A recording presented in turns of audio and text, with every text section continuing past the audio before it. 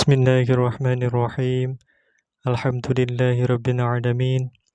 Wassalatu wassalamu ala sayyidil mursalin sayyidina wa maulana Muhammadin wa ala alihi wa sahbihi ajma'in. Amma ba'du. Wala hawla wala quwata illa billahil aliyyil azim. Rabbi shrah li sadri wa yassir li amri wahlul 'uqdatam min lisani yafqahu qawli. Subhanaka la ilma lana illa ma 'allamtana innaka antal alimul hakim. Allahumma rzuqna fahman nabiyyin wa hifdzal mursalin wa ilhamal malaikatil muqarrabin birahmatika ya arhamar rahimin. Allahumma aghnina bil ilmi wa zayyinna bil hilmi wa akrimna bit taqwa wa jamilna bil afiyah birahmatika ya arhamar rahimin. Rabbana zidna ilma warzuqna fahma waj'alna minas sholihin.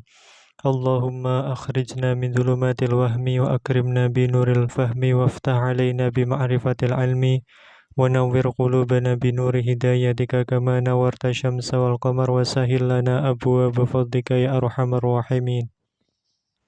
Qala al-muallifu rahimahullahu ta'ala nafa'ana Allah bi ulumihi wa bi asrarihi fid dharaini amin ya rabbal alamin. Tambihun Yusanu dan sunatake opo al-jahru banterake bil qiraati kelawan qiraah. Li ghairi makmumin kadue liyane makmum fi subahin ing dalem salat subuh wa ulayayil isya'aini lan ing dalem 2 rakaat awale isya loro.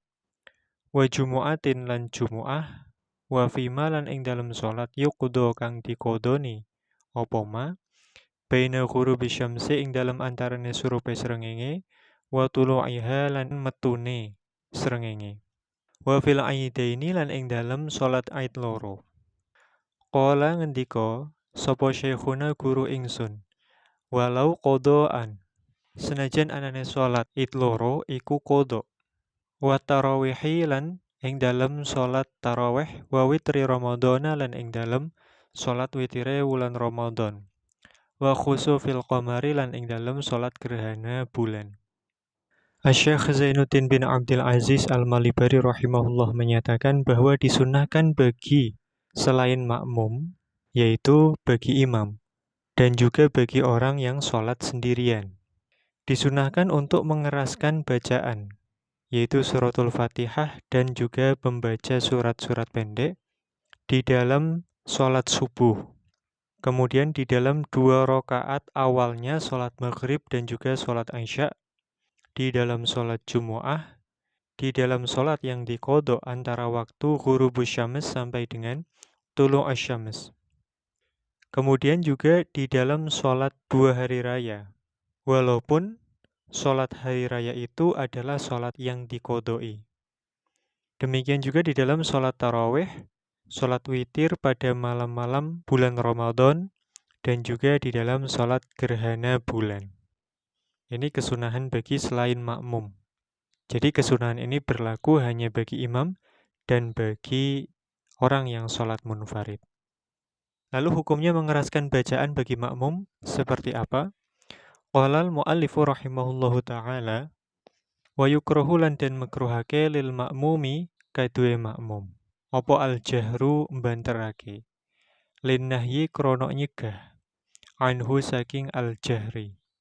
Wala yajharu lan ora kena banterake sapa musallin wong kang salat wa ghairuhu lan liyane musallin insyawasa lamun ganggu sapa musallin wa ghairuhu ganggu ala nahwi naimin ingatase sepadane wong kang turu au musallin utawa wong kang salat fayukrahu mongko den makruhake apa al-jahru kama koyok keterangan fil majmu'i kang tetep ing dalem kitab al-majmu'.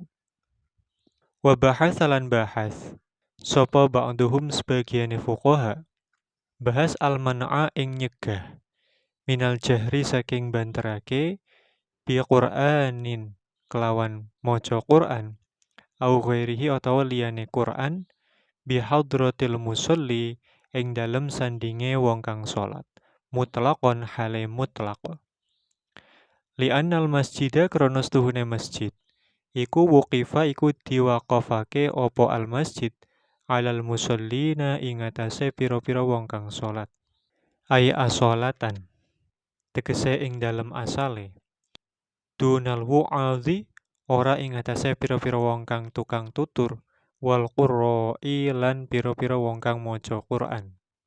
Wa yatawassatu lan tengah-tengah sapa man bainal jahri ing dalem antarane banterake wal israri lan ngalon-ngalon. Fin nawafili ing dalem salat-salat sunnah al mutlaqati kang mutlak lailan ing dalem bengi. Kemudian Asy-Syaikh Zainuddin rahimahullah menjelaskan bahwa hukum mengeraskan bacaan bagi makmum itu hukumnya makruh. Karena memang ada larangan bagi makmum untuk mengeraskan bacaan. Linnahyi anhu. Demikian juga bagi orang yang sholat dan orang yang sedang tidak sholat. Bagi orang yang sholat dan orang yang tidak sholat, dilarang untuk mengeraskan bacaan. Jika hal tersebut dapat mengganggu terhadap semacam orang yang tidur ataupun orang yang sholat. Maka bagi orang yang sholat dan selainnya, yaitu selain di dalam sholat-sholat fardu yang disunahkan untuk mengeraskan bacaan, makruh hukumnya untuk mengeraskan bacaan ketika bacaan tersebut dikeraskan lantas mengganggu orang yang tidur atau orang yang sholat.